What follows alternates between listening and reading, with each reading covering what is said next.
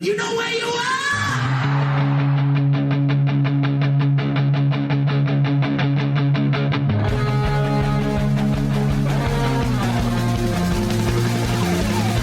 This is Appetite for Distortion.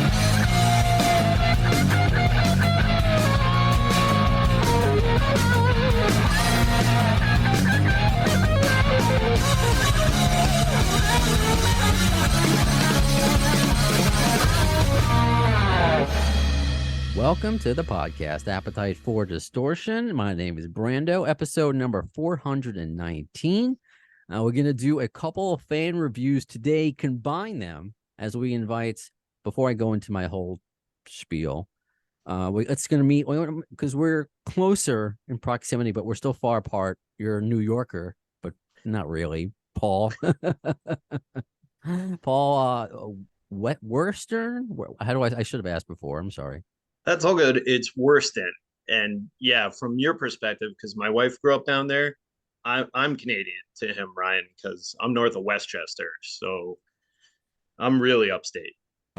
Yeah, I love it because sometimes if you tell somebody who's not from New York, oh, you're from New York, and they think automatically the city. Right. No, New York is so vast. You going out to Long Island and then upstate's almost like another country, but not quite. Let's go to another country, Canada, with Ryan. God, why did I not ask your last names before this? You can screw up my Brandon Weisler. You can say Weisler or whatever you want. It's fine. It's not. Give it a try. It's not as scary as you think. Give it a try. Rebalkin? Close. Yeah, Rebalkin. Yeah, it's more of a Rebalkin. ball. Yeah, there you go. That's it. Rebalkin. Yeah, it's a pleasure to be on the show. Thank you for when you put the invite out on your socials. I was like, yeah, I'll talk about it. I didn't know you were actually like when I said that, I didn't realize you were going to actually have me on your show, which I was very thrilled by. But yeah, I'm excited to do this with you today, Brando. Awesome. And we're going to talk about your podcasts later on. Everyone and their mother has a podcast, but yours is a Sure. little different, just like mine. So yes, I put out invites, and I've been doing it for these past few, since I don't think right away since the reunion, but definitely the last several years, probably since the pandemic. I've been doing reviews with you, the Guns N' Roses listener, the Appetite for Distortion listener, all over the world. And it's been really cool to not just get people from New York or Canada, the only other country I've been to, but I've never been across the pond. So I've spoken to people in different countries across the way where English is not their first language, to do this. So I'm excited to keep doing it.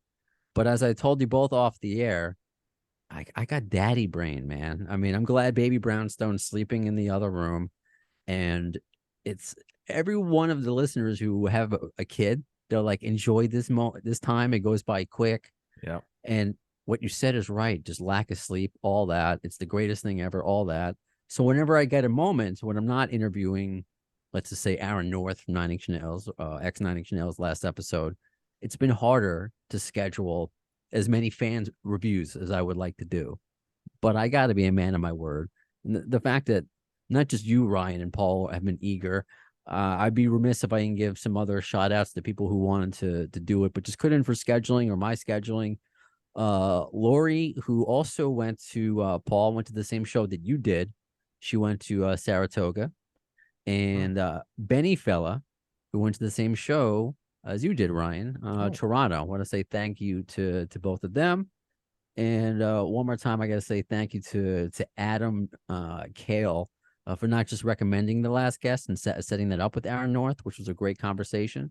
And thanks to Metalhead Zone for already picking up the interview and reporting about it. He went to the Fenway show, I believe, and he just hasn't been, just not scheduling. But I just want to make sure I give shout outs to people. Oh, and Larry went to Nashville. See, this is a lot of people that. Oh yeah, it's awesome. So I want to be able to do this. So this is not just Paul and Ryan here. This is all of you in spirit. So anyway, as I'm always transparent, Paul's, even though we made it, this episode happened. You got to run in a little bit. So we're going to talk about your show first, and then we'll talk about Toronto. But this is how all these reviews go. We're just three friends hanging out talking about Guns N' Roses. Cut me off, cut each other off.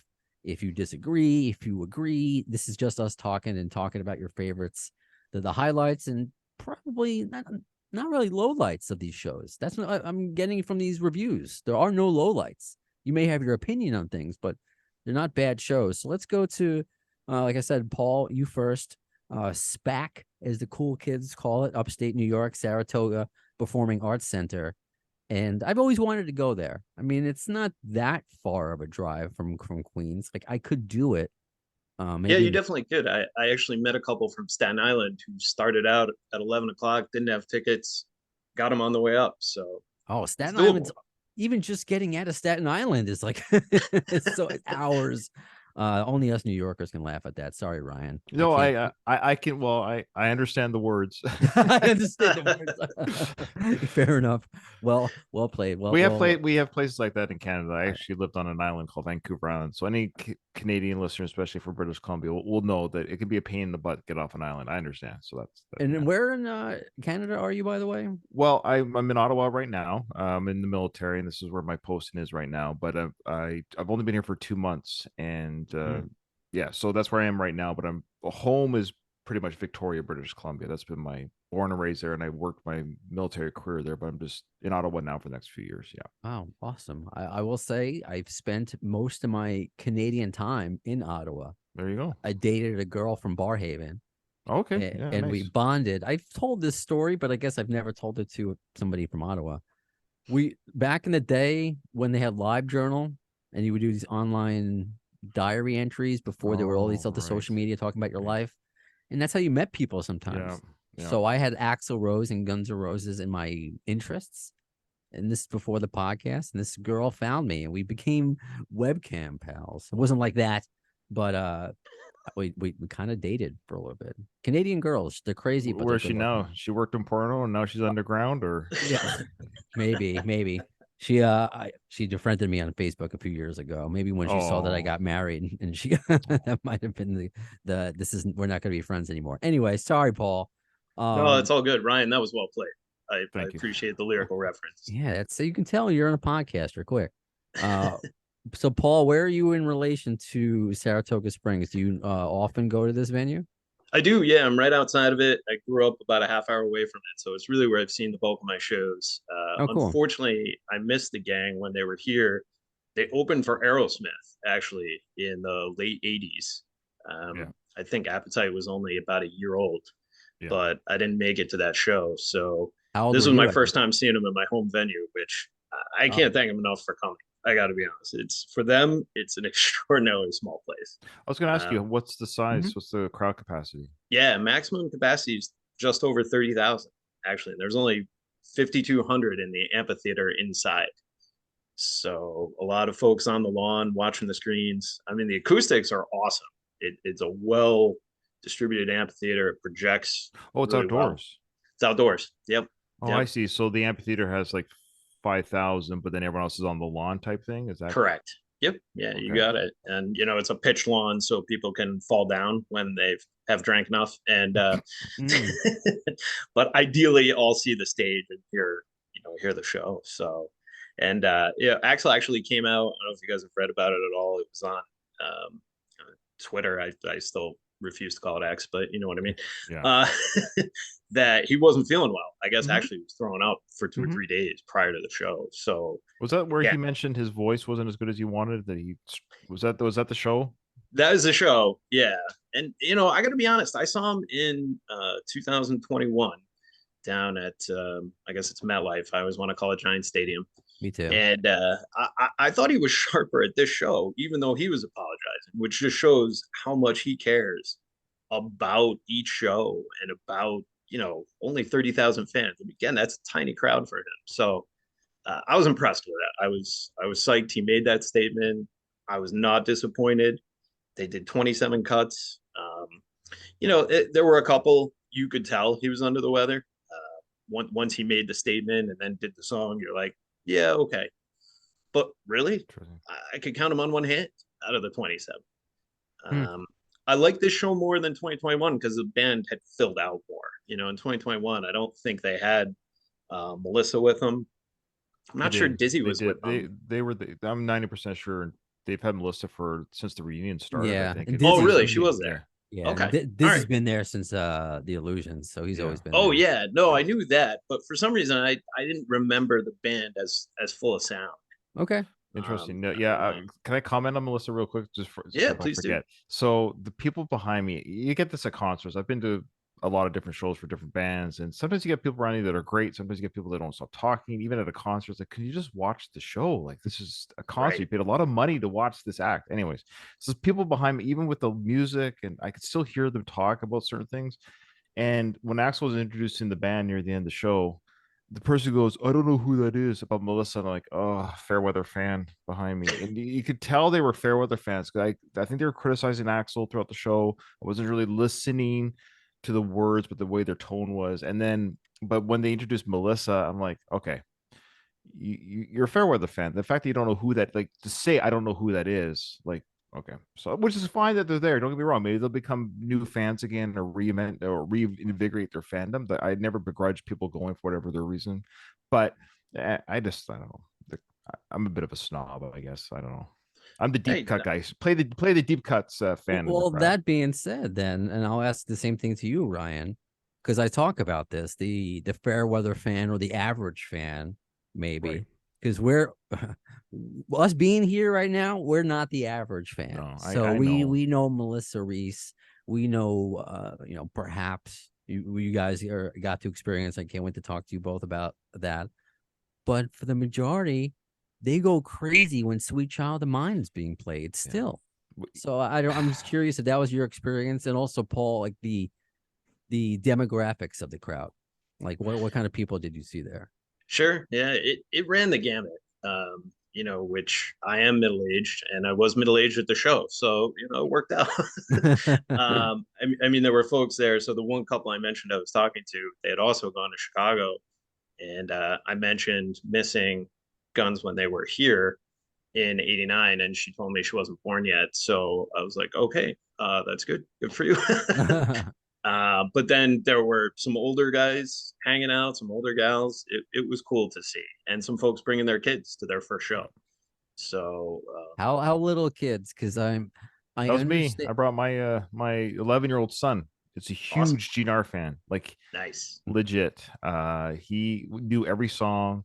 I'll be quick with this. He became a fan because he was watching Jumanji, I think 1 or 2 years ago. Welcome to the Jungle came on his own. I'm a bad father. I'm one of those dads. I don't really push my music or anything on my kids. Kind of want them to discover their Oh, journey of music. I'm pushing Guns N' Roses No, on that's already. fine. And I don't like I don't not like I play it in the car and stuff and all that good stuff, Sure. but I just kind of let them discover their own music. Mhm. So he was watching Jumanji, and he was also 10, I guess at the time, 9.5, 10. So I wouldn't really, there's some language and stuff in GNR. I'm still old fashioned a little bit, but anyway, uh, so he found Welcome to the Jungle on YouTube, and because he Googled like what is the song, he loved the song in the movie, and he became a fan since he has listened to Appetite Destruction. I don't know how many times.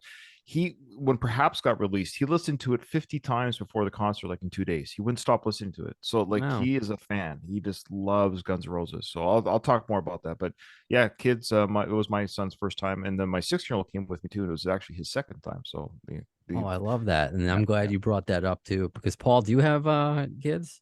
Yeah, I have a 16-year-old. He likes Welcome to the Jungle for the same reason, but he'd Jumanji? fall in the fair weather category Oh, that's fair. 110%. That's fine. So That's not as yeah. That's the thing. And when they become naturally when they're a fan, even my 6-year-old is actually again just he's a casual fan. He just came to hang out with his dad and his brother, but the 11-year-old was legit like Christmas morning. He couldn't wait. He didn't want the show to end. He that's was awesome. yeah. He Did did you not see want the show to end. any babies though? Because I posted this on Twitter, Ryan. I don't know if you saw it, and Paul, I that don't think I saw that one. I see most of your tweets. I my follow you there.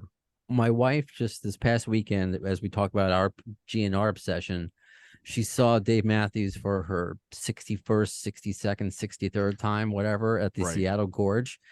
And the option was either leave Baby Brownstone, which again, not his real name. His real name is Harrison Rex. It's a fun. People really think that like, did you really name him?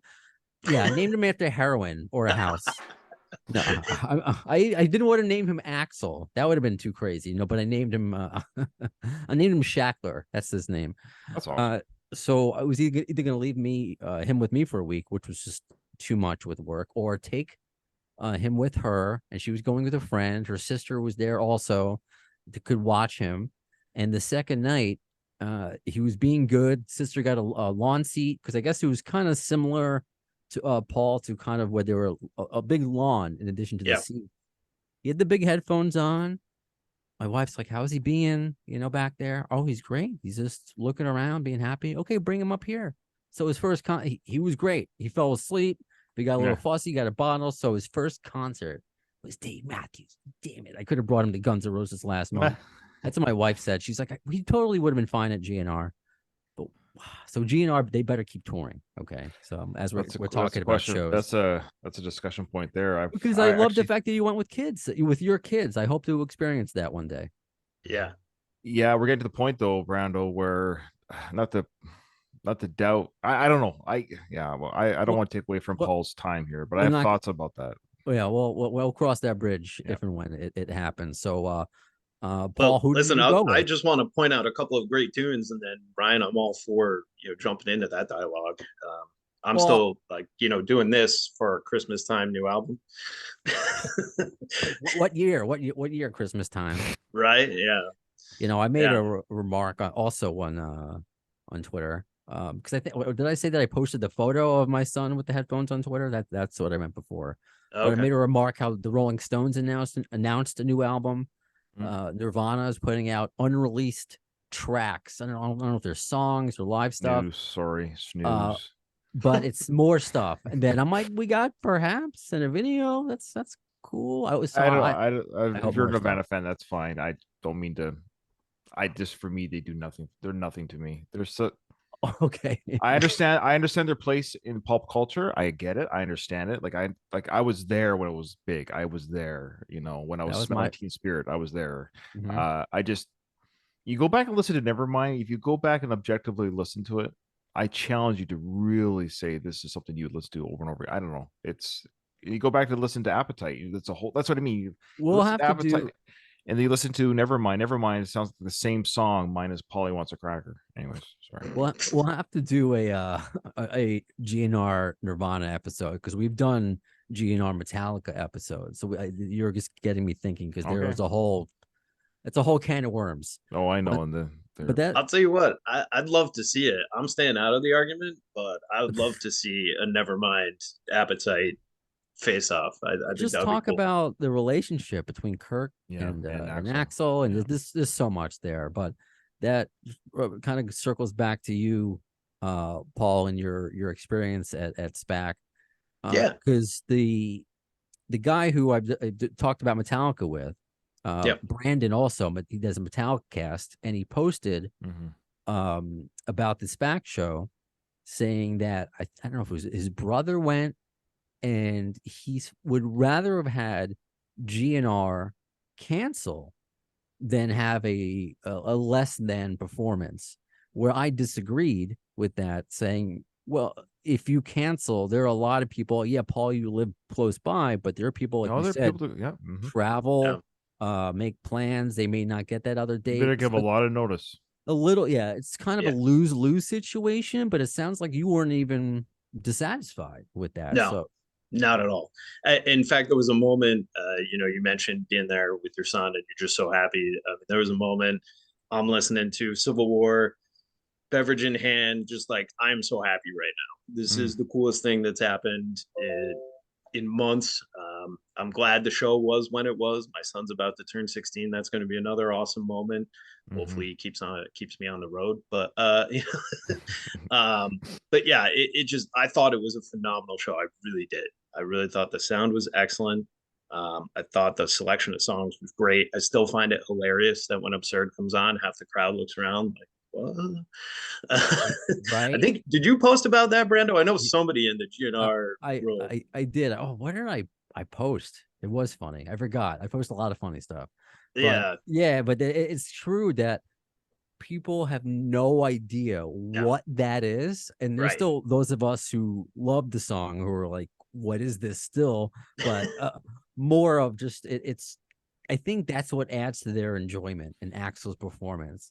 They all know Sweet Child, those first few chords, but it's like, what the fuck is this? This is exactly. so funny, and that's so Guns N' Roses too, because they always have these little inside jokes. Yep. And I think maybe I wonder if the whole releasing of Absurd is an inside joke to Axl and the band, because just for that to be the first song. I I just want to mean, say, oh, go ahead, please, Paul. no, I just wanted to say while he was singing that song, kind of had with a gleam in his eye. It was actually, I think, the turning point of the show where you felt like he's feeling better, he's getting his jam back, and it was amusing to me because of where I was sitting. I was on a balcony which had a slight overhang. I was looking down and had a phenomenal view of. If you're looking at the stage's right side, which is where Slash hung out most of the show, Right. and Axl came over to Slash while singing the main refrain of Absurd, and just giving the crowd a look of like, yeah, this is fun. So sorry, Ryan, would you? No, that's great. That's a great view and insight on that. We were too far back to see that kind of view on my show, but yeah, I just want to give a shout out to Absurd. When it first came out, I admit I was like, oh wow, this is different, which is, whatever. I've listened to a lot of new music that's different. I'm always excited by different, but I just want to give a shout out to Absurd. Live is amazing. Like it's a killer song. Like it's a song that grows. I really want to challenge people who are listening to this podcast who might be on the fence about Absurd. You need to listen to it more. Don't do it one time. Listen. Axl is definitely focusing on the lower register because he can sing that song live, no problem. That's why they're doing it live, and I just think it's and the band's enjoying it because it's a new song, it's something different, and yeah, it shows on stage. They love it. They love playing it, and I think it's a great song, and I think it's absurd that other people don't think so. So it's a killer song live. I've fallen in love with that song recently, in recent months, getting ready for this show, kind of like, because I know GN'R so much, I don't even listen to it anymore. I don't have to. I know it's like in my head. I could every note of every album is in my head. But the new songs, I should say. And then lastly, with the new songs, I asked my son, like when we're going to the show, I got the tickets. I said, hey, what songs are you looking forward to them playing? Of course, he's only been a fan for whatever, a year and a half, which is, a very, very short amount of time in our old life, but in his life, last 2 years or whatever. But so to him, all the songs are quote unquote new or new to him, even though he recognizes that things are older. But he says, my favorite songs are Absurd, Hard School, and Shadow of Your Love. I kid you not. He said those 3 songs. It was just kind of cool to see a young mind listening to the music for the first time, just saying those are his favorite songs. He mentioned Absurd was his favorite, then Shadow of Your Love and Hard School. And yeah, so when Hard School and Absurd played, he was probably the most excited in the crowd. He was probably one of the most excited people to hear that. And yeah. Oh, I love that. Yeah. Maybe it's appropriate that I'm wearing the kids shirt today. There I you survived go. Guns N' Roses. I won't stand up because it has a midriff. It's still, I had to buy it. I didn't have a kid at the time. That's awesome. That's funny. Then we asked though, staying on topic of kids and Absurd, and why it's and not just the sound of it that makes you go, it's the lyrical content. But Sure. so as a father, were you like earmuffs? Or no, because it's funny. I mean, he's gonna be 12 in December, and I would be a hypocrite. I was listening to Appetite when I was 11, so it was a new album I got. In fact, it was a gift from my friend who went to the States. I'll never forget it. He went to the States with his family for vacation to California, came up, and he knew he was a hair metal guy. He's a really good friend, Owen. Shout out to Owen, and he brought home a gift for me. I don't know why. It's weird. He bought me Appetite for Destruction on tape. And it was, now I'm from Canada, but for me, it was unique because the tape cassettes from the States were clear. So it was a clear cassette tape. And I thought it was really cool that the casing was clear with the ribbon. You could see the ribbon spin. And I just, I remember when I first heard Sweet Child of Mine on the radio, before I got the tape, I was like, oh, this guy's voice is horrible, but I really like the guitar. And that was my first thought as a kid. I just remember being a kid thinking, what is this guy's voice? Not understanding voice work or, again, thinking as a child. But I got the tape, and yeah, that's all she wrote. I listened to that nonstop. All the songs that weren't singles is really what you gravitate towards for as a true fan. Yeah. So, anyways, that's the origin story of how I started listening to them. I gotta tell mine because it's somewhat similar. I also was 11, but I was 11 when Appetite came out, so I guess I'm showing my age a little on that one. And buddy of mine did the same thing. I'm listening to like Huey Lewis and the News. I mean, I'm not listening to very rockin' music at all. And he's like, this tape's gonna change your life. I'm like, I don't know what you're talking about. And sure enough, I'm on a Guns N' Roses podcast. 40 years later, I still love them. That did change my life. It was fantastic. So I'm with you. And the reality is the public school, God bless it, it teaches kids all kinds of words anyway Sure. that It's pretty, it just yeah, kind of yeah, happens. yeah. Yeah, I guess said in the form of singing along to a song. And I mean, if Cardi B and Megan, Right. whatever, they can do WAP, it's just like, and that's like a kid, isn't there like a kids bop version of that? Oh, Probably. probably. Oh, Probably. jeez. Wow. Yeah. I am. I try Yeah, not but to listen to that if I can avoid it. but so yeah, I would be kind of a hypocrite because I remember being a kid and just kind of loving the cursing in the sense of I love the anger, when It's So Easy comes on and he yells out that explicitive in the middle of the song. Sorry, Brando, I don't want to curse on your show. Like, I already but did, so it's fine. oh, that's right, you did. Yeah, okay. But anyway, so and when that happened in the concert, they opened with that. Of course, that's their opener. And I turned to my son, and he loved this when Axel yells that out, And then my son and I looked at each other. So it was just like he knows that's cursing. That's what adults do, or that's what bad words are. I mean, he doesn't curse. I mean, every kid curses, but not around their parents, right? But it's just fun to see that, to understand that kind of adultness in the song. And I did as a kid. That's what made it dangerous. When you listen to it when you're younger, it was kind of dangerous to listen to Guns N' Roses when you're a kid, and that's fun. It's kind of fun to listen to dangerous music, and I'm glad he gets to listen to it. So yeah, it doesn't bother me. Yeah, no, right on. So Paul, again. yeah, I Yeah. just want to highlight a couple of tunes that I Yeah. didn't hear in Oh yeah, 2021. It's back. Pretty Tied Up came up, one of my favorites. I was stoked agreed. that they did that live. Reckless Life, gotta enjoy it.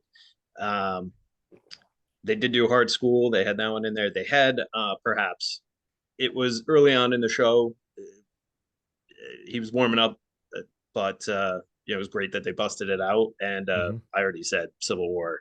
Love that song. I mean, they play it almost every show, but just phenomenal. And Slash was on point as he always is. What's interesting to me, they let Richard do a little more soloing on Knocking on Heaven's Door, and Yep. there was another one. Might have been. I don't know, Ryan. Do you remember? I remember there were two. He busted out more solo Yeah, work. it was Knocking on Heaven's Door and Rocket Queen Okay, but during that was that. cool. I mean, he killed it. I was impressed. Yes. Well, And he's no very good. intimidation to solo with Slash, which I was intimidated sitting, however many rows back from Slash. So good for him. Well, people sleep. And then look, I know you've talked about this a million times on a GNR podcast, but people look. We all love Izzy. He was my favorite member. I might be the same age as you, Paul. I was born in '75, so I Oh, was. okay, yeah. Yeah, Oh, we are similar ages. yeah. So I was raised on GNR in the sense of like, I was an Izzy. The same way, if you're a Beatles fan, you're like, is it George Harrison, or sorry, like, or Paul George, or John, like, which one were you? And I was the Izzy. That's the George Harrison. That's what he reminded me of, the quiet member, but really the musical backbone to the band that nobody talks about, because everybody talks about Paul and John. And I felt the same way about Guns N' Roses with Izzy. I felt that everyone talks about Axl and Slash, and I had this real soft spot for Izzy, the quiet guy in the background playing the rhythm, but writing these killer lyrics and music. He was the backbone, and we all know that about Izzy, and I think that's why he's so loved. And poor Richard has those shoes to fill. Yeah. And it's not his fault that Izzy is loved. It's not Richard's fault. And once you kind of let go of because I think he got a lot of flack, maybe thinking he's a Izzy lookalike or whatever it might be.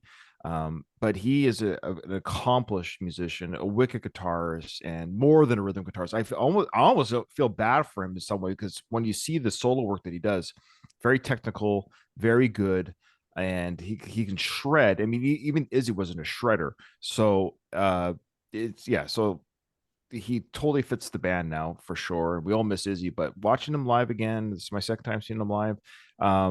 Just yeah, I welcome to the band. I guess I've never officially said welcome to the band, Richard, after all these years. But we love Izzy, but that's a whole different story. Yeah. And let me just say, because it just came out, Richard did an interview with with St. Louis Today, STL today.com. And he said, we've got a bunch of new songs, new music, and we are revisiting old songs we haven't done before.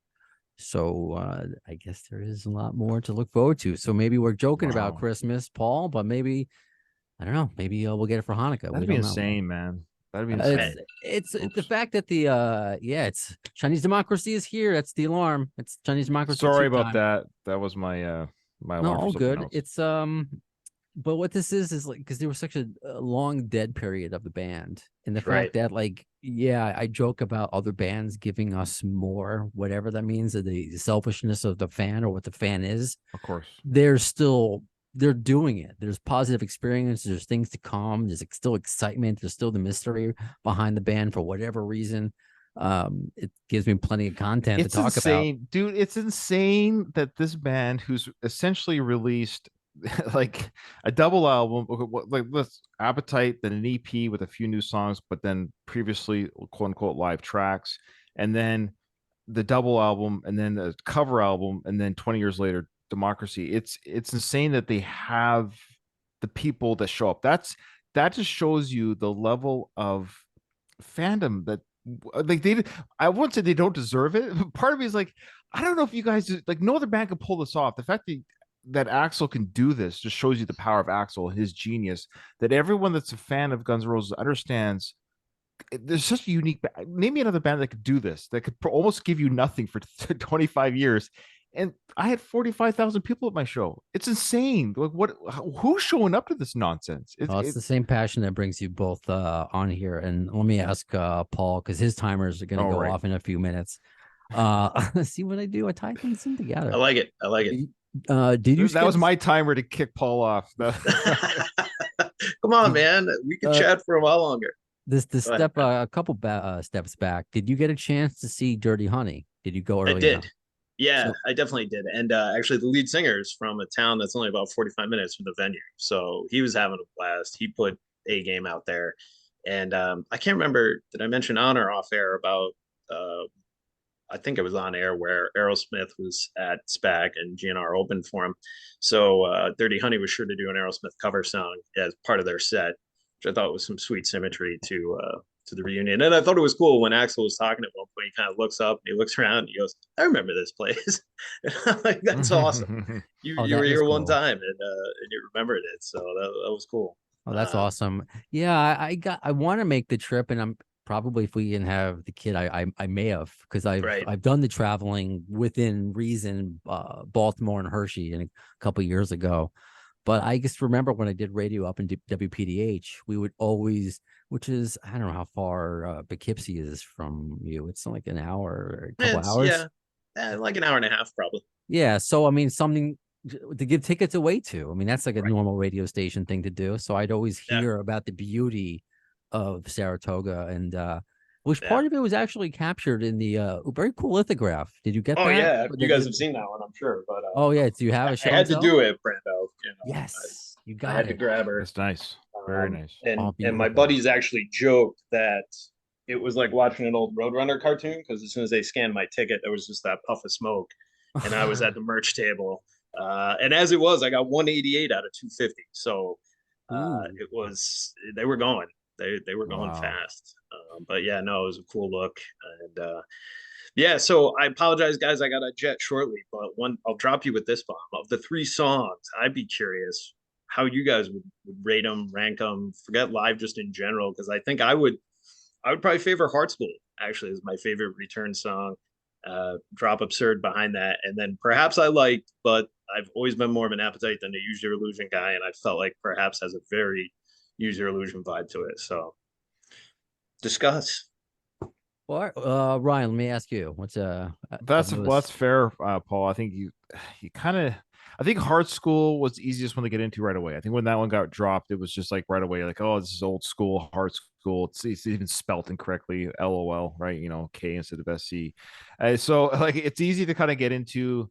And then I think. I'm going to sound like a diplomatic here. I don't mean to be, but I think Absurd is surprisingly gets better with time. So I don't know what that means for the ranking. That's a song that when it first came out, I know there's a lot of criticism thrown their way, and maybe myself included. I would never like verbalize it online because I don't do that kind of toxicity talk online. But I know I just was like, I'm not sure about the song, but again, it has grown on me. So I think it's past Hard School because any song that is a quick love, sometimes it dies quicker, and sometimes when the song gets longer to get into, it lasts longer. And then perhaps I think we're going to be there too. So I think I'm just have to revisit perhaps. So right now for me, it's yeah, Absurd, Hard School, then perhaps as far as ranking goes. But I mean, isn't that great that we can even have this discussion about new GNR songs? Right. And it's pretty crazy that I really I can mirror your sentiments about like everything that you said about Hard School was easy to get into. I enjoy it. Uh, Absurd, I liked from right away, but I've grown to like more over time. And perhaps I got to spend more time with it, but I still like it. And I will say all three have got stuck in my head right away. It wasn't like, oh, that's the new song, forget about it. But to go back to, I think what you said, I forgot who said it before about listening to Absurd again and again. I would suggest that to do with anything Guns N' Roses now, because it's not a first time listen. It's not going to, maybe they'll do like a straight ahead rock song like back in the day, but anything Chinese Democracy sounding, you got to take a few listens to it to fully grasp what you're hearing. And I'm not trying to be a snob about it. It's just the truth. Yeah. Because after one time listening to it, it's just not a fair judgment of the art that Axl has been keeping tucked away for 20 years. Paul, I'll just ask this because I want to make sure I ask this to all my listeners. Two things. Favorite Guns N' Roses song. It doesn't have to be ever if you're conflicted. It could be what you're feeling today. And also your favorite piece of Guns N' Roses memorabilia. Well, the second one's easy. It's the lithograph I just got. Okay. That's nice. definitely that's an all timer. And the first one is a lot harder. Yeah. I gotta go with It's So Easy. I mean, I love that wow. song. And you know, that one was one that got stuck in my head right away. Never needed revisiting. It just stayed, and I loved it. So that's what got me hooked. Got me all in. Nice. Although I will say, in college, a friend of mine used to play "Welcome to the Jungle" every time we had to go play beer pong, and so there's a little Pavlov to that. Nice. But hey, guys, it was great to spend the time. Brando, if you can, connect us, please. I'd love to chat with Ryan more, and I want to find out about the podcast. I got mic envy. I have no mic here, so you guys will have to let me know. You sound just fine. Oh, you sound great, Paul. And I know you're just a regular citizen, but yeah, do you have anything? Yeah, you're not a big wig like us guys over here. That's right. I know, right? I'm hanging out with the cool kids. No, oh my gosh, it's high school all over again. God, then I would not be here. I wouldn't be I'm not a cool kid either. No. No, I mean that as far as like, do you have anything that you would like to promote or anything? I know you're not like you're not here selling a book or something. I don't know if you have like a No, hey, I appreciate it, but honestly, I'd promote you all day, Brando. I love your stuff, and I love listening to the podcast. And thank you, truthfully, Paul. if I have one message from my review from Saratoga Springs, it's a sincere thank you to the band, because not a big venue. Axl not feeling 100%, but they came out and they delivered a hell of a show. And he kept rocking and he kept fighting through it. And I got to be honest, I think he finished even stronger than he started. It was great. So right on. I really appreciate you being on, Paul. And you bet, guys. Yeah, next time they go to SPAC, hopefully not another 30 years. You're welcome back. All right, I appreciate it. And nice if I make my way down to MetLife, I'll have to try and swing by and say hi in person. Sounds good. And so, all right, guys, thank you. Stick around. You got it, buddy. We're gonna talk to Ryan about the Toronto show and his Rocky podcast as well. Nice. Yeah. Favorite Sylvester Stallone movie? Last thing you say before you sign out. Oh shoot! I have a soft spot for as cheesy as it is. I love Demolition Man. Oh, it's fun. Every time I watch that movie, I'm like, that movie is just awesome. It's ridiculous, but great. Right on. All right. You take care, Paul. Take care. Bye. Bye. So yeah, it's all right. He's gone. He's a very cool guy. That was a lot of fun. Great. That was great. For an amateur on the mic, no, he was great. I loved hearing his thoughts. I feel bad that he had to leave so quickly. No, it's good because it's like when I do these episodes, I guess as somebody with your podcast, the worst of the best and the Rocky series. Oh, I'm sorry, you're a professional and you gave me a note so I can get all the names correctly. Well, yeah, it sounds so indulgent. I hate that I actually have 3 podcasts, but yeah. Well, I mean, it's they're not like every week, but it's It's not like it's podcasting. Yeah, well, everyone and their mother has one. Sure. It is very cool what as somebody who comes from radio, what people are able to do now and express creatively, and no offense to my career, if you put on just traditional radio, there's a finite amount of things you can listen to. And what people do now, I mean, audio is serving as well as ever. Yeah. So there is a need, and there's always a niche little pocket of people that you can find, and that's thankfully what this turned into. Yeah. I mean, I got 2 podcasts, although now Appetite for Horror is taking a little bit of a backseat because of just the same reasons why I started off this episode. I'm just so exhausted. Sure. I mean, I got 2 jobs and this, but I love this, so I don't want to stop doing this. I still have to edit my Sharknado director interview I did like a month ago. Oh boy. And put that up there. So to go to Toronto, I just want to start here because we were talking about his lithograph, right? Right. Are you a sports guy? Yeah, hockey, yes. That's about it. Okay, so we got one there. What's your hockey team? Yeah, see, people are gonna be so confused because I'm from British Columbia, and any Canadian listening is gonna be like, "What?" But I'm a Montreal Canadiens fan. There's a whole reason why I follow that team. I won't bore your listeners, but I've been following them since I was 8 years old. I've seen them win 2 cups in my lifetime. Well, when I was 11 and when I was 17, I watched them win the cup. So it's in my memory banks, not just when I was a baby type thing. So I remember those cup wins. So that's more than any Toronto fan could say right now. So suck it, Toronto fans. It's more than my Islander ass could say. And last time they won a cup, it was the year I was born. There you go. So there you go. They weren't last time they were like consistently good is when the Canadians beat them in 1993. That's when we won the cup. And won the cup, right? Yeah. Yes. So we lost to the cup champs, I guess. There you go. Reason I bring that up is because again, I love these lithographs. That's part of like the tour that I love doing. Toronto's a big sports city, of course. Yeah. Sure, that's part of it, but yeah, the lithograph is part of like what I love talking about and seeing what's upcoming for shows. Right. I have a couple behind me, of course, shows I did not go to, Hawaii and Fargo.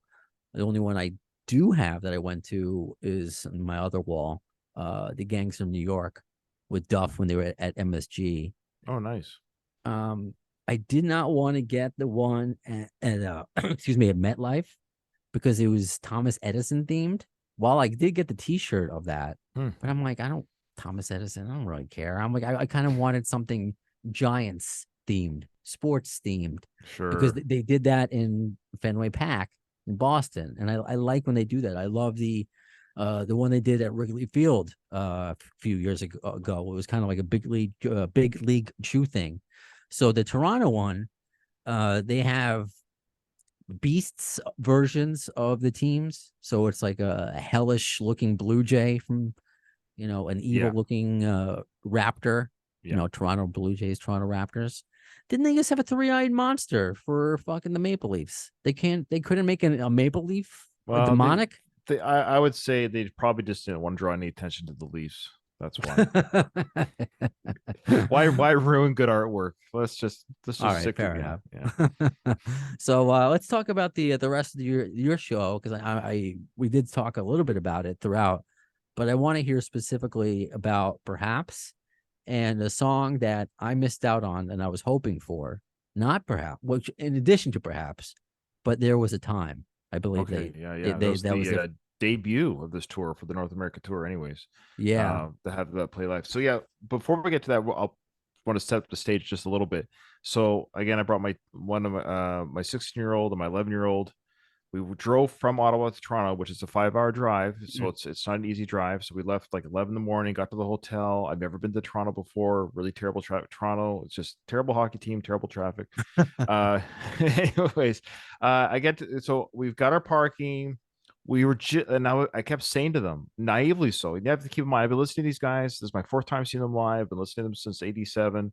And of course, we know that Axel's been notoriously late. However, I know since the reunion, obviously, he's never been late because it hasn't been reported. I don't know, but I suspect when Slash and Duff came back, they probably said, Axel, we'll come back, but enough.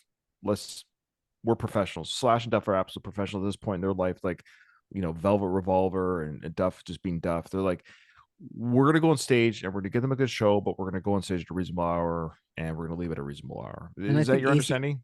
I it may not have been said like, I know what you're saying. It may have been said softer than that, given maybe how Axel is, or the assumption of how he is. Right. But I think AC/DC changed him a lot too. I think what was he not on time before the ACDC stint?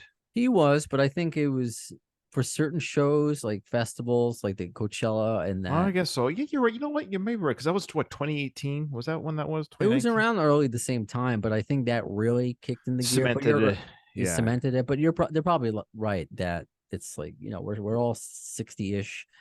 We can't do this anymore. Right. If this is going to be successful, and we're going to be successful, we can't do that. So we get to the venue at. In my mind, I'm like, oh well, they're gonna play. I know they're gonna play for 3 hours. I thought they went on stage at 9. So I was like, oh, they're probably in around midnight. I remember telling my son, we're gonna be up till midnight. Are you gonna make it? Kind Oh. of teasing him.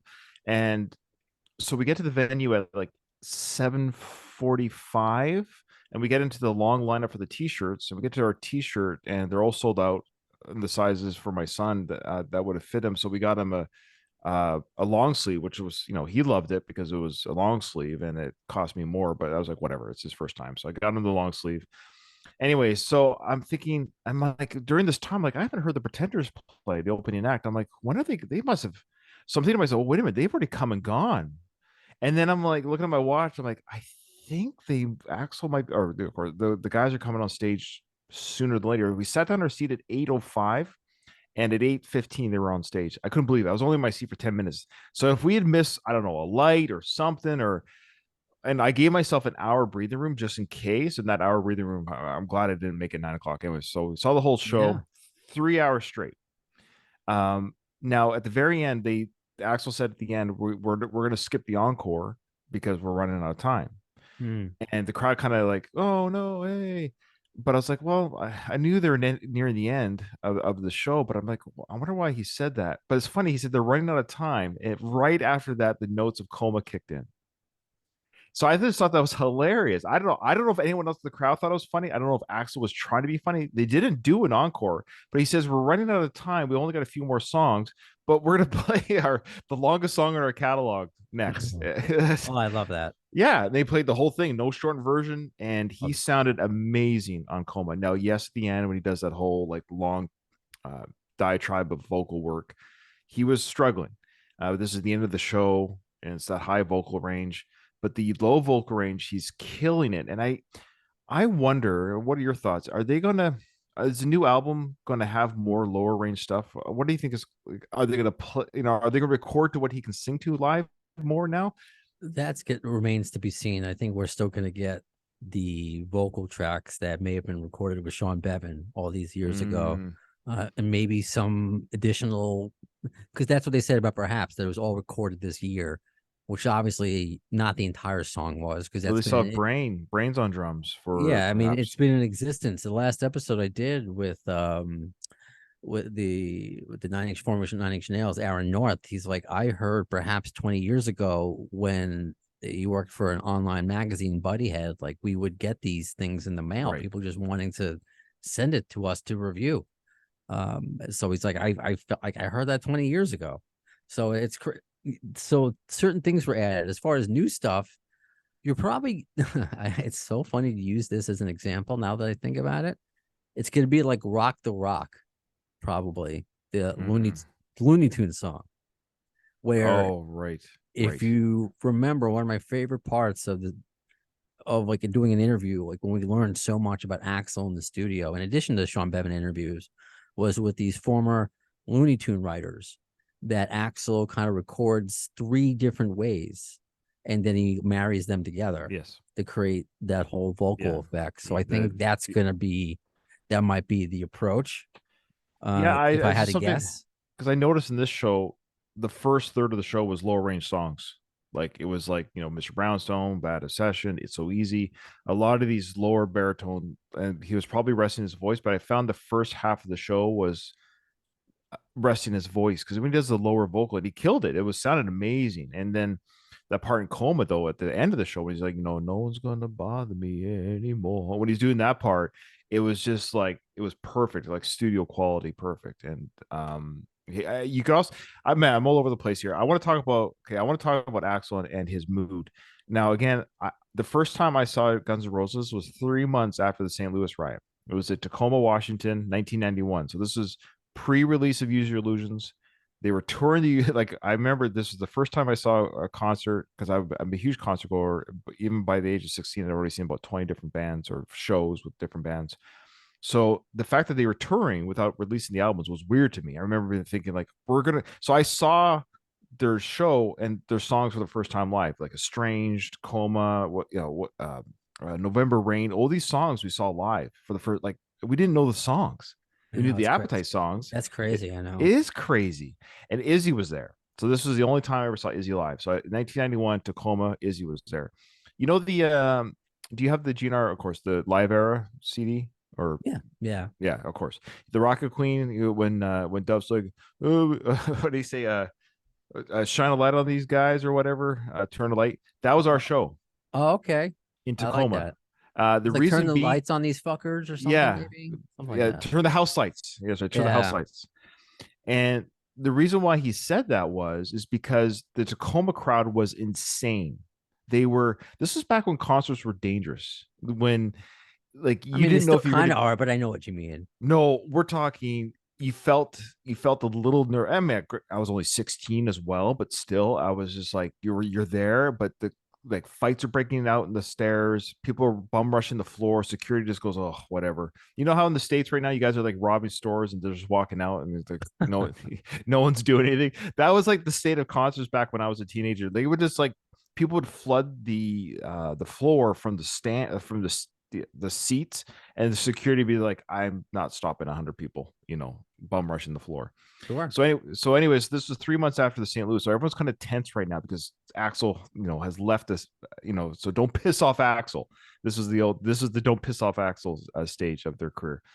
And somebody let off during back to Rocket Queen. So the crowd was getting really antsy. Fights are breaking out. The crowd was on the floor, and so Duff's told the security or the stadium people turn the lights on. He wasn't joking, to calm the crowd down. So all the lights came on, the white lights came on, the like the show's over type lights came on to calm the crowd down, to kind of give them a warning, like, guys, you got to settle down. The band is not like, they don't appreciate your energy right now. It's too much. I know it might have been dangerous, but I kind of miss those because now I go to I know, shows to see I Guns know, N' Roses, and it's just like everyone's just either sitting or standing in I place, and know. it's like, where's the danger that you There read isn't about? any now, but then Yeah, I but take my that's 11-year-old. I'm okay with that. So I know I know. I'm hypocritical, but I lived through it. I could tell you some concert stories, but I won't do that now. But anyway, so then during the same show, somebody let off a cherry bomb on the floor. Boom. Axel stops the show, Hmm. and I turn to my brother and I'm like, "Oh no, that's it. That's it. He's leaving." So Axel goes, "I kid you not." He says, he on his mic, he goes, I'm giving you guys 5 minutes to beat the shit out of that fucker, or we're not coming out to play. And he left. He left the stage. And the house lights came on. And everyone's like, and now I'm like, yeah, I'm a pretty pacifist guy, but I'm looking at the crowd like, somebody please kill him. Whoever that was, can you please kill him so Axel will come back? And so after about 4 or 5 minutes, Axel did come back. And I didn't really see anything on the floor of anyone actually getting physically assaulted, but it was like everyone's like mumbling because now everyone's thinking St. Louis. Like everyone's thinking St. Louis right now. And I guarantee you, Axel's management team's like, you cannot have another St. Louis right now. He Like, would often, from what Doug used to tell me, they often threaten a riot if like he didn't get his way with certain things. Like, you want another St. Louis in your hands, knowing that I don't think he never really wanted anyone to get hurt, but no. that would be like in his back pocket when he would guess be manic or something. So he did come back and he said, okay, guys, and this was interesting. This was the 28-year-old, he's 20 years old here, right? And he's like, okay, guys, we're here to have a good time. We're here to have fun, but that's it. No more. No more fireworks, nothing. If I get a sniff of that kind of, we are going to leave. And so I enjoyed the rest of the show. They did play the whole show, but boy, were we nervous. So everyone's on pins and needles. So you're like, yeah, every song that finished, you're like, okay, at least we got through that song. Next song. And if I remember correctly, at that show in '91, they ended with Estranged. You remember a lot. I mean, 16, I barely remember. So, I mean, that's quite a concert memory. Well, it's when I'm a GNR fan, I mean I'm a GNR fan. Like these guys, I worshipped this band when I was a teenager, and so that's a memory. Like I forget my wife's birthday, but that's a memory that I'm just kidding, honey. They're always listening. No, but that's a memory that's forever ingrained in my brain. That whole and Skid Row opened, by the way. So Skid Row was the opening act, so it was like a double bill. I was a huge Skid Row fan, and Awesome. this is Slave to the Grind Skid Row. So it You was saw like the perfect show. You really did.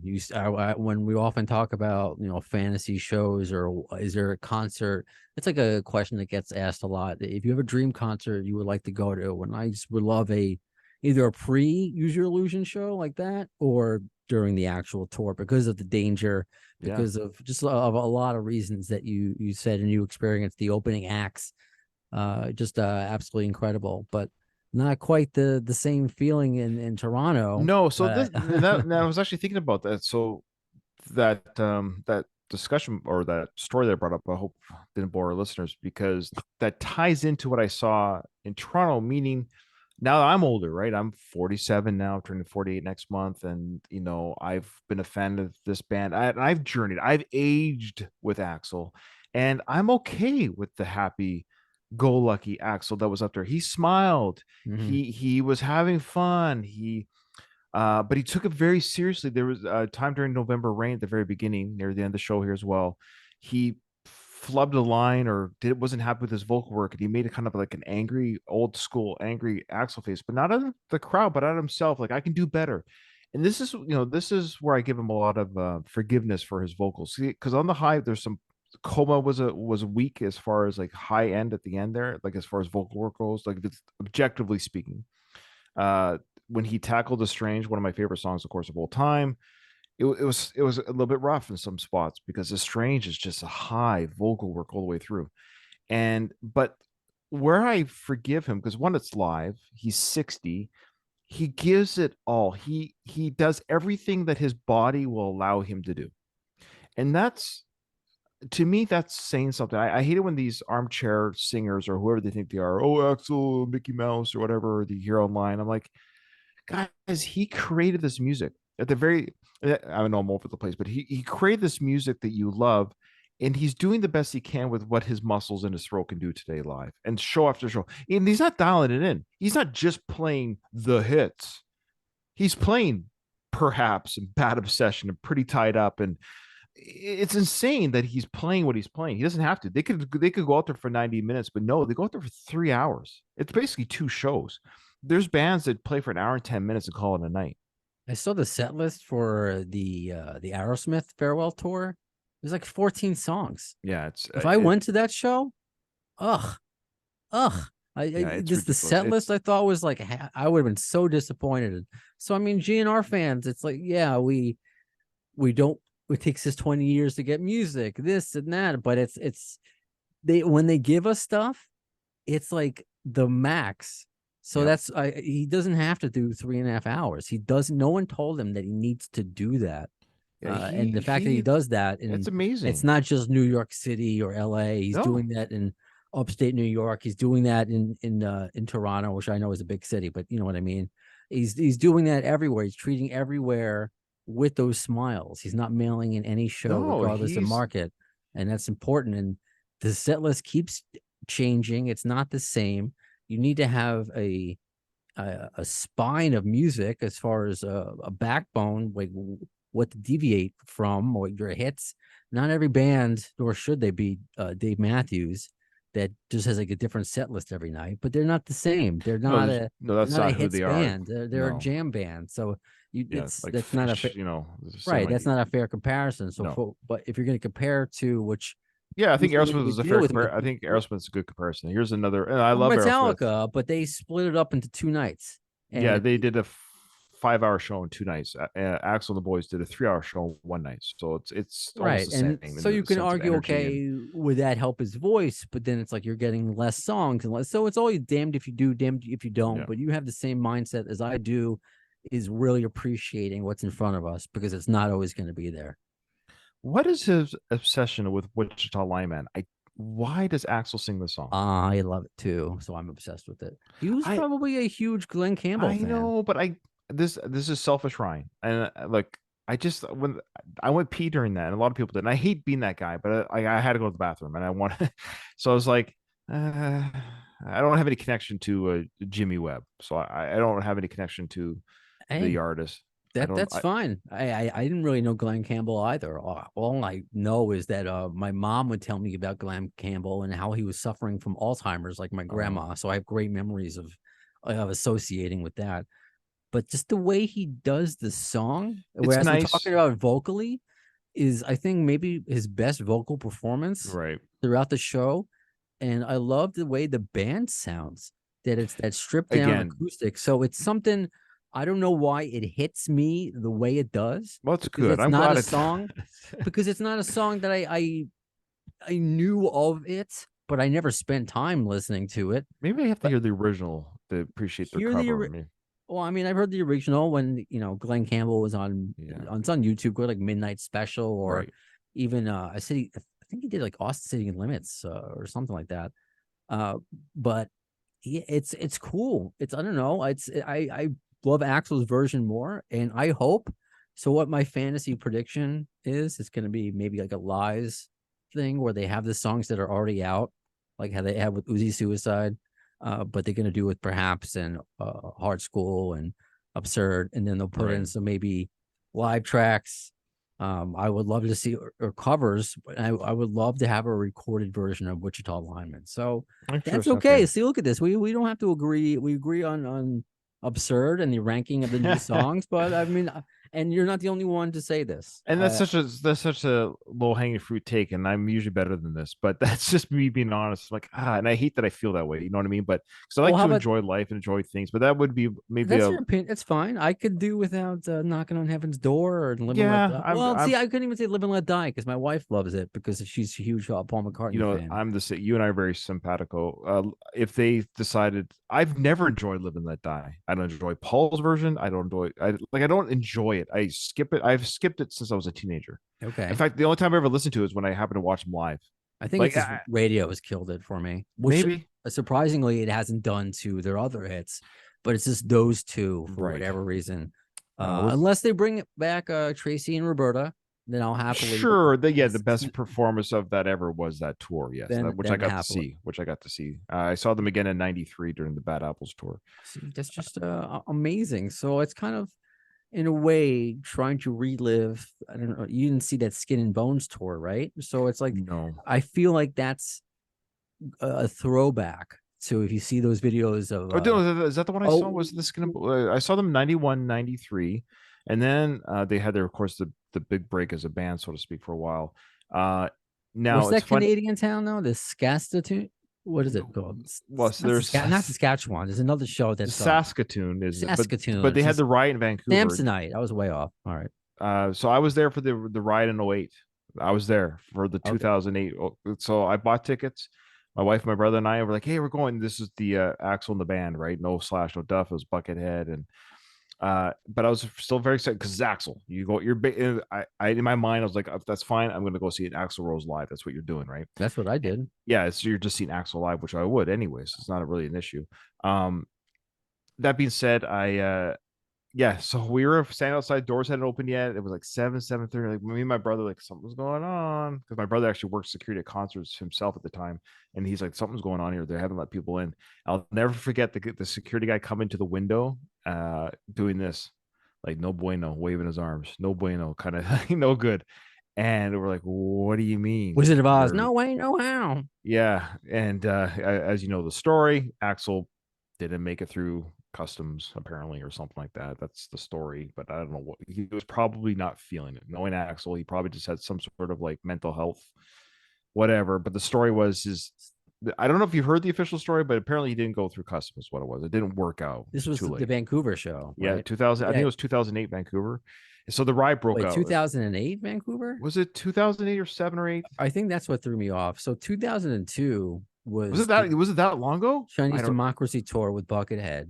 Oh my gosh, I'm aging myself. Oh, not aging myself. They didn't show up in Vancouver.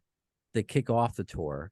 That's what it was. The opening tour day. That's right. Yeah, so that was 2002. Oh my gosh, my And memory. that was look at Was that 20 years ago? I was giving you credit before with your memory at 16. Now Well, I it's told crap. you. Yeah. Edit that out. Yeah. So 2002. No, all good because that's that infamous tour, and that's when I finally got to see Axl as like, oh, whatever, with Buckethead, Sure. or Which is as great. Buckethead's a wicked guitarist. It's got nothing to do with him and his abilities as a guitarist. The world was introduced to Buckethead, and myself included, because of Axl. Let me be honest. that's how it was for me. That was how it was for me because I wasn't so big into Primus and all his work, and I went back. Right. And then same thing with Brain, but Right. yeah, and then they canceled the next day in Philadelphia, and that's when there was a riot there as well. Was there one in So, Philly as but well?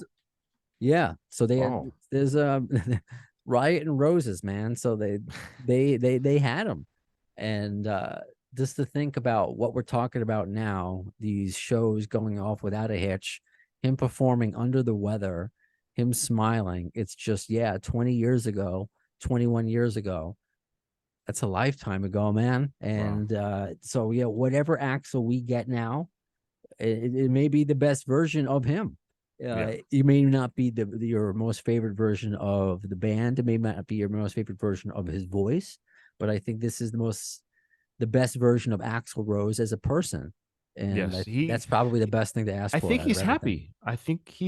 I think he's at peace with the band, himself, the music, and It's a but burden he had to carry all the time. I'm Axl Rose from Guns N' Roses. Get the band back together. Where's Slash? To hear that almost I know. every day. I mean, Richard is still hearing "Where's Izzy" to the point where he had to come out with his own T-shirt that says, "I don't know where Izzy is." I love that. I never saw that. Yeah, he came out with he has like a logo, and he has a shirt that says, "I don't know where Izzy is." But It's they almost look the brilliant. same. It's funny though. Like but I'm glad that he did that, and I'm glad he recognizes. But he has to know that. I mean, Izzy is the Keith Richards or Oh, I'm sure he the Ronnie does. Wood. Like, he knows you can't. It's the way. It's not just Izzy. It's Not Izzy what and he's Axel. doing. Like, Izzy It's and Axel were friends, right? Like, their history's deep. but it's not like what he's looking at it. It's what fans are doing. I know. I hate that. I And hate I that think that's people. what it Yeah. is. And Richard is pretty he's active online and he responds to fans, which I think is pretty cool. Oh, Oh, and by the cool. way, another person in my Wichita corner is Tommy Stinson. Oh, Because fair enough. Yeah. Tommy was at the New Jersey show and he put up an Instagram post about it and just got a kick out of seeing his old bandmates play. And he said he was really like, I want to see what he said because he was kind of blown away. I'm paraphrasing a bit by Wichita lineman. Like he couldn't believe it, like how good they sounded. And I even responded, like, how good was that song? And he's like, yeah, they were blown away. So yeah, me and Tommy Stinson, Okay. pro. Wait, I'm bringing it up now. Where is it? Is it over here? I'm gonna keep delaying everything. Okay, there's his post. Howdy, y'all. I had a hoot at Guns N' Roses and the Pretenders at MetLife Stadium. Chrissy Hynde brought all the goods. Her Yep. voice was unreal. Of course, Guns did their part. But what just blew my mind was what Guns doing Wichita lineman. That was effing incredible. All And I right. wrote Well, and I he st- and I wrote, how good does Axel do that song? And he goes, he nailed the Wichita lineman. I was speechless. So that was all Tommy right. Stinson. So just wanted to get that out there. Yeah, well, yeah, I might be the minority. I might be the minority, so I can No, I accept don't think that. you are because I put that out on social media, the caption of him and I, our interaction. Okay. And there are plenty of people that sided with you, but Yeah, that's the beauty of it all. We all have no, I opinions. Who know, cares? but Who it's cares? such low hanging fruit take. I shouldn't even brought it up, but that was just my concert experiences were tying this up. I mean, everything else is on par for what you expect, from Welcome. I'm glad they played all these other cuts like Bad Obsession and Pretty Tied Up. We talked about Double Talk and Jive, probably one of my favorite songs. Izzy, I mean, that's Izzy's song through Well, and what was the through. reaction during perhaps? It We didn't was focus it on. was quiet. Like I Okay. said, my son was probably the happiest one in the crowd about it. Like, he read the opening chords right away. He knew. Like, and there's people, oh, what's this? So it's fine. Like, again, that's why they play it, because they're saying to the crowd, even if you're maybe you're an old fan coming back to the band or whatever it is. That's why I shouldn't begrudge. There's 40,000, 45,000 people there. I'm just happy they're there because it adds to the whole ambience of the crowd to have a big crowd. So I don't want 40,000 me there. It's good to have different people. But you're right about Sweet Child of Mine. When it came on, people did get out of their seats. All these Phones girls, going up. the girls all got up, and Oh yeah. I'm like, part of me is just like, and I'm just like, I'm not gonna say I'm bored, but I'm more excited listening to Double Talk and Jive and Bad Obsession, and pretty tied up. Like my level of excitement was much higher. It was probably the same level theirs was at for Sweet Child. If that makes sense. Like to me, it's like, okay, yeah, of course they're playing this. It's their Enter Sandman. They have to play it. Um, I like to look around and yeah, that's what I was doing. and appreciate through their eyes and what they're feeling, what it's like, what days were like when I was just an average Yeah, GN'R fan. well, I've always been a hardcore fan since I got that tape, but I think, and I wasn't doing like again, I wasn't like thinking like, oh, screw them. I promise you I No. wasn't thinking that, but I was like you. I was actually looking at who it was, ages, the genders of people, just like like what I mean by that is like where they fit on that graph of humans as to who's enjoying the song the way they are, and I get it. And I was happy that they were happy. So I really didn't have any. As I get older, I don't have these teenage begrudgments that I used to have. So I was happy they were having fun. But I was almost surprised by the pop. Like, okay, yeah, I guess it is Sweet Child of Mine. I But know. yeah, but that's their song, and but I love how GNR, or specifically Axel, I'm sure it's him that does the set list. How kind of brave they are. Like they did Coma, and I just love. Oh yeah, back to the guy about not knowing who Melissa was. The same guy said to them when the November Rain kicked in, I kid you not, he goes, "Oh, this is a long song." Just an average dude that likes Welcome to the Jungle and I beers. guess, But the beauty though is, as different as that guy may be from us, we have something in common. We both like Welcome to the Jungle or whatever. There's always that little thing. It's yeah, like, I know, what do I I have in know. common with this person? We're But both it makes you here wonder why they bought for tickets. heroes. I don't think I would ever buy tickets to a band that I just knew their hits. Like it's so odd. I guess every concert I ever go to, I'm a fan. That's mine Oh, because you spend a lot of money. I don't think I've ever spent money on a ticket where I legitimately oh, like. okay. I actually just saw Metallica in August as well in Montreal. This is my sixth time seeing them live, and I'm a huge Metallica fan. And I I'm a fan. I'm gonna go see you guys live. If you're in my neck of the woods and I'm a fan of you as a band or an artist, I'm going to see you. I don't think I've ever spent money on a fair weather performance. I think probably the closest, maybe the closest I will admit was Bon Jovi. I saw there's 2008. I saw Bon Jovi in 2008 on the Lost Highway tour, and I know their hits, and I had a great time at the show because I know their hits because that's what they play. But so there you go. That's probably my biggest Okay. fair weather fan concert was Bon No, Jovi. that's interesting because I've gone to plenty of concerts. I mean, GNR and maybe back in the day, Green Day might have been like the only bands that I knew What was every single. I got a question for you. Then what was a concert that you were quote unquote fair weather fan of that you left afterwards saying, "Oh boy, they're much better than I thought they would be." Corn. Oh, Corn. I mean, they were at it was Ozfest, and I knew Corn's hits, and I liked their hits, but they blew me away. Like interesting. and it's interesting because I was thinking about that show earlier in the conversation because when he was talking about Paul was talking about the venue in SPAC where it's kind of like the seating and then that incline lawn. So Right. there's something like similar in New Jersey. I think it's still called PNC Bank Art Center. So that's where I saw Ozzy and Marilyn Manson and who else played that? But yeah, but I mainly went to see Ozzy before he died. I remember saying that, and this was back in 2004. So the fact he's still alive. But with Corn, I remember because I'm not a big guy. I'm 5'6", a buck 40, 50, soaking wet. So I'm leaning up against the railing where the seats are, like where the seats start, where the lawns meet the seats, I guess. So whenever anyone would fall, Right. as he mentioned with the mosh, you would fall all the way down. So one guy fell, and I guess I almost made a bad segue because it's not a Rocky movie. It's a fucking Indiana Jones. It's that ball. It's that huge rock going down, and it was just Yeah, like the first film of Raiders. Yeah. yeah, and I just felt like I was Indy chasing or running away from the rock, and That's it just awesome. it just hit me. This guy nailed me. It's yeah, but I didn't win to knocked out of me, but I stayed there and I toughed it out. I'm like, no, I'm staying for Corn and Ozzy. I like it, but it was anyway. Um, Let me ask oh, this. sure. I got a question for you after. Okay, no, go ahead, buddy.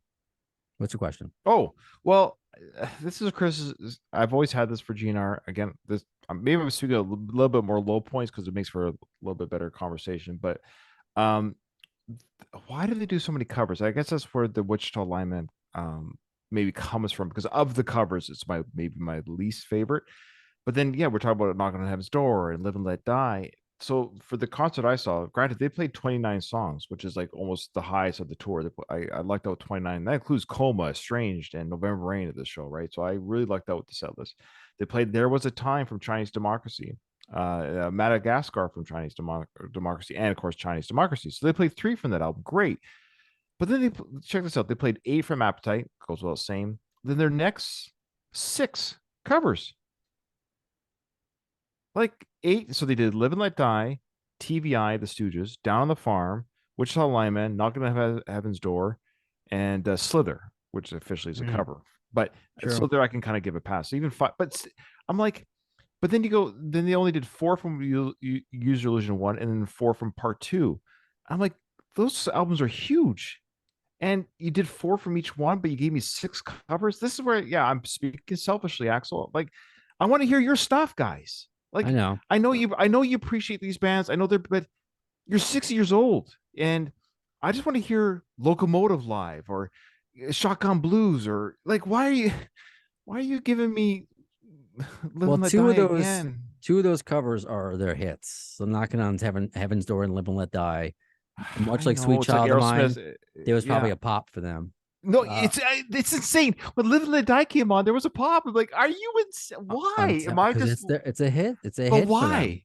I guess. Look, I 'Cause love this they band. They're my favorite band. But I'm not one of those. It was a hit for Paul McCartney. They covered I a know. huge artist, and they did it the GNR way. Look, they My killed the cover. Don't get me wrong, but I don't know. But I'm saying like why it's a hit. I'm not trying to change your mind for sure. I'm just letting you know my assumption, and because they've always, I mean, all bands to a degree do covers, especially when they started out To a as a degree, band. but 6. But I'm going back. I'm stepping back. So like when you started out as a band, you started out You doing have to, covers sure. pretty Yeah. much. So Yeah. if you go back to the early days of Guns N' Roses, when they're doing Heartbreak Mama Hotel, Kin and Mama Kin, Jump Jack Flash, yeah, of course. and they're doing covers. And I think Axel and the band are fans of music in general. So I think they're paying respect to what they do. When I saw them Walk All Over You from AC/DC. Yeah, I mean, that would be. I wish they did that. That would be wicked because that's they don't do that very often. And I would have, and I didn't want that, because I saw Axel DC, and I would rather have heard like another. Oh, you saw that live. You're very fortunate. I am very fortunate to, especially because I was like 6 rows away. Like it was the closest I've ever been to Axel. That was such an interesting time. What an interesting time that was because people were so divided on that. Because even the people that hated Axel were like, "Oh, he did a pretty good job," and I don't know if Brian could sing the Bon Scott stuff the way Axel did. So it's just kind of fun to watch the haters even admit that they were wrong about Axel doing the vocal duties. What a time! What a time! And I love Brian Johnson. I love AC/DC. I've seen them live twice or 3 times. And I have no ill will towards Brian, but I'm not gonna lie to you. When I heard that Axel was filling in, I'm like, what an interesting experience. I hope people ask, why don't we have a live album? Why don't we have anything? I don't know. They may not want to detract. I don't know why they don't do that. Why don't they do that? My only guess is because there's some. I mean, there's lawyers and money always come into it. But my guess, they never spoke about it because for whatever reason. Because I think that did come up in an Angus. Yeah, Axel's not going to bring it up out of respect. New music, but also at the same time, since they're getting back together with Brian, it could take away from that. Yeah, and people could be so. Again, just speculating as we do on podcasts. But with that being said, before we wrap up into talk about your podcast, or unless you just had a point just there. Well, I was going to say, I mean, remember the rumor that there was going to be an Axel DC album? There was talk about a studio album with Axel. Do you remember that rumor? Yeah, how close? But do you think it was really a fan rumor, or do you think there was some truth to it? There was some discussion about it, or do you think it was really just made up? I think a rumor based upon what I remember of Angus I don't remember who he did the interview with, but how somebody asked about, was there any possibility of continuing with Axl or working on future things? And I don't think it was ever discussed. I don't think artists think a lot like fans unless they are on the message boards and things like that. They're in their own world, and it's up to the fanatics to I know. try to That's figure our out what job to as think fans. about. That's our jobs. That's what we have to do. That's what fuels the fires. God, I don't know what it would be like getting into the mind of Sylvester Stallone, man. So before I get into one Sure. more round of Rocky Series podcast, the worst of the best podcast, and it's a long road, the Rambo Series podcast. Let me ask you what I asked Paul. Sure. Favorite Guns N' Roses song and favorite piece of memorabilia. Well, my favorite piece of memorabilia is an award at the show was my first concert when I saw them live in '91. Is the Use Your Illusions 2 cover with the tour dates on the back. Nice, beautiful. So, yeah, it's a 32-year-old shirt and still fits, and I've never washed it. Never That's right. Beautiful. Do you wear it? I only wear it when I've seen them live. Okay. All right. Yeah. I like it. Lucky shirt. And do you have a favorite song or a song of the day? Well, favorites. This is a hot take, and please, I understand that the language in the song or some of the verbiage, and Axl's talked about it, and Slash has talked about it, but it's 1 in a million. Okay. Axl's vocal performance at the end of that song, when he's yelling, when he does that, his Axl vocal. I think 1 in a million is Axl's best vocal work laid down in a studio track, bar none. I don't think he's ever topped his vocal work. It's the most raw. It's the most least overlaid. It's just him, one vocal, singing that song, nothing else to it. It's just like, and it's and I hate to admit it because I know Slash didn't play on it because of the language, and so it's Izzy and Duff, and I get a kick out of that. And there's something about Izzy, Axl, Duff killing that song, and yeah, it's something. And I know there's some stuff in that song. However, that also just speaks to that time too. I think that's what makes it such a raw, emotive experience for Axl to sing what he did at the time. I know they'll never play it live. I'll know they almost talked about never, even re-releasing on new releases. But that being said, yeah, there's something about 1 in a million, Axl's raw performance on that. Now, less controversial. My second favorite song is Estranged. When that came out, I believe, if you remember correctly, you might remember this or know this, but I was alive and well at the time when they were making this album, of course, and of course read all the music, Hit Parader and all those magazines that Axl calls out for in Get in the Ring. But I was reading all those magazines, and there was I think it was an interview or some sort of behind the scenes talk on Estranged being made before we even heard what it was. So I remember hearing about him making the song, and he said that if he didn't get the song right, he was going to quit music forever. That's how much that song meant to him. We know that Axl's a perfectionist, but it was Estranged itself that was his magnum opus that he wanted to get right. It was the song that he meant the most to him to get right, and boy, did he get that one right. I mean, 2 songs lyrically are still talked about for obviously different reasons. And for those who may not be aware, because 1 in a million is difficult to talk about lyrically, but musically, your opinion, I share it, where it's just a beautiful, beautiful song, the way it sounds. I've always been of the thought process that Axl's kind of doing what Quentin Tarantino does, and you're using very harsh language to create a narrative for a reason. Narrative isn't that he's a racist. No, is that sometimes you deal with racist thoughts, or you're shedding a past self and becoming this new person, and all of that is human and okay. And if you're not aware, because it's easy for us white guys to say it, sure. I did have this conversation with Ernie C from Body Count, and both Tracy and Roberta, who are all African American, and they all kind of say the same. Axl could not have been nicer and sweeter to all of them. He's not not that when dude. you say the term racist, when we say that, like, I don't like a certain race, that's not Axl. We know that it wasn't his bodyguard, the guy that he was on the shoulders and doing the You Could Be Mine Earl. video. Yeah, that's right. So I mean, obviously, if he didn't like black people, I don't think he would employ them or have them anywhere near him. No, he didn't like Bon Jovi. You go back to that. He told Bon Jovi to suck He did like Kurt Cobain. I think everybody he hated were all white people. Oh no, he loved Kurt. I think. And let's Kurt talk about hated him. Mr. Saul Hudson. Slash himself is half black. So my goodness, I don't think we could. Right, there's like, a lot of it's. Yeah, Yeah, I mean, there's a lot. but that's why Slash didn't play on the song, and I get that. That was, and I respect that, and that's fair. But that's what makes it such an interesting song, and I think it's the most angry. That's the thing, it's the most angry Axl has put vocal work down on a studio track too. It's just something about that song that's a unique, fascinating part of history and difficult, like you said, difficult to talk about, but that's kind of what makes it what it is. It's just something about that. Yeah, there's a lot of angry acts to pick from, but I can see that, the most right. raw. It's the most raw. I think it's the most like that wasn't performative art. That was him. Yeah, and I think that's what comes across to those of us who aren't. I don't want to demean it by saying buzzwords, but just if you see an inappropriate word, Right. understanding the context of it and who it's coming from, and I think that's what makes this band who they are. They're not just putting out, just obla di obla da just all the time. It's there's songs with layers. And now we're getting songs with different kind of layers, the Chinese democracy layers on top of the lyrical layers. So that does it, buddy. I appreciate you coming on. Tell us about your podcast so people can find you and learn more about Rambo and Sly Stallone. Well, thanks for having me on, of course, before we leave. And I could talk a lot. I mean, I feel like I'm just dumping on a fellow GN'R nerd. I apologize. I don't want to rehash things that you've talked about 100 times on your show, but that's okay.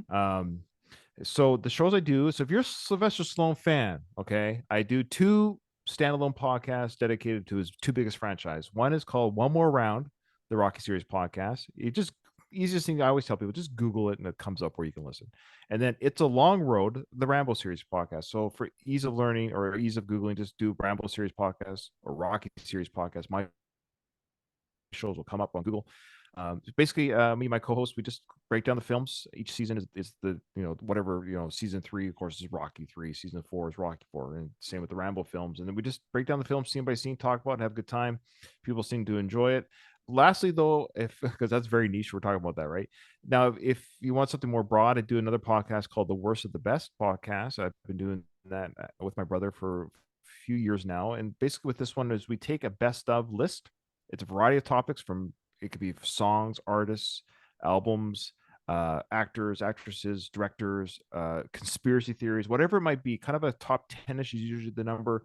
And we break down whatever it is in that list. And then at the end of the episode, independent of each other, my brother and I will then say what we think is the worst from the best. So no matter what a list is, there's always something that's the worst of something that's the best, if that makes sense. So we've done Appetite for Destruction. So I believe I'm 90% sure we've done it, but we've done a lot of episodes. But we did a Guns N' Roses episode, but then we did an actual GN'R Appetite for Destruction episode. So basically, how that would work is that's their best selling album, that's their best debut album, all that good stuff. So it's the best stuff, right? And then we talk about each track, our feelings on each track, and at the very end, we picked what we thought was the worst song on Appetite. So that's how we did it. I don't want to reveal the answers. If you want to listen to that episode, check it out. Okay, all right. Yeah. I won't ask then. I got you. Yeah, I know. That's the secret. It's a very easy pick. But do you have a worst song? There you go. Why don't we just quick episode right now with you? What is your worst song on Appetite? None. It is no, that's not the rule. I don't want to say anything goes. Okay, here's the thing. Here's the thing. This is you, Brando. I was going to invite you on an episode. I don't know if I can do it now. No. How it works is it doesn't mean it's bad. But everything cannot be created equal. You cannot say that every GN'R song is equally the same. It's impossible. We just talked about Live and Let Die or something else, whatever it might be. So on Appetite, I like all these songs, man. You can't like them all the same. It's impossible. I can go. Only thing I'll say that could hopefully just be good enough for an answer is I remember listening to it for the first time. And the way Anything Goes started with I don't even know what the instrument. Yeah, it was just like back and forth. Yeah, Disney used that instrument at the concert. Actually, it was weird to me. It was just weird to me. So it took me. That might have been the song that took me the longest to get into. Well, that means it's the worst. If it took you the longest, there you go. Sure, if that's what you want to say. Look at this guy. I'm like, I'm making you like choose like a Sophie's choice here. poor Brando. I can't say worse with GNR. How dare you? No, I mean, that's what the podcast does. It elicits those kind of discussions for what we're just talking about. So check it out. The worst of the best podcast. It's variety of topics, and every titled episode tells you the topic. So there you go. right on. And what about you have a Twitter or an X that people can follow, right? Yeah, just Google my name, Reiner Balkan, and all my stuff comes up. It's ridiculous. It's stupid, but All right. Reiner Balkan, it all comes up. And I'm looking forward to your 4th podcast, Stop or My Mom Will Shoot. Oh my gosh. The greatest Sly Stallone movie ever made. Yes, the best one. Yeah, that's a discussion for the worst right there. There you go. Oh, no, that is cool. I mean, the just like Axel, Sly is still doing it, man. He's still acting, putting on new shows. So there's plenty of years to talk about. So good for you, man. And I know we've been following each other for quite some time. When you first started your podcast and I started my Rocky podcast, I think we were early podcasters, so to speak, 6-7 years ago or whatever it was. And we just we followed each other for I think it was one of those fallback situations. But I've enjoyed your show. I enjoy your tweets, and your guests have been incredible. Kudos to you. It's been fun to watch you grow and get some pretty big names on your show. I appreciate it. I mean, this has been a fun ride. It continues to be a fun ride. And the reason why I'm talking to both Ryan and Paul earlier, that, I mean, the fact that I'm getting to meet people through doing this podcast, not just getting to interview rock stars and movie stars, but just to have these great conversations I mean, both of you, it felt like I was unburdening you. I was getting a monkey off your back about wanting to talk about this band and this show. So thank you both for coming on. And again, just total appreciation and shout out to all, whoever it was on Facebook, if it was on Twitter, if it was through email, if you're reaching out wanting to do a podcast review of the concert you're going to, please, by all means, continue to do so. I may be on a daddy schedule, making it a little bit difficult to do as many episodes as I would like to do, but I'll make it happen. That's the beauty of working from home, right? And then having a studio, a home studio. So anyway, that does it for this episode of Appetite for Distortion. When will you see the next one? In the words of Axl Rose concerning Chinese democracy, I don't know if soon is the word, but you'll see it.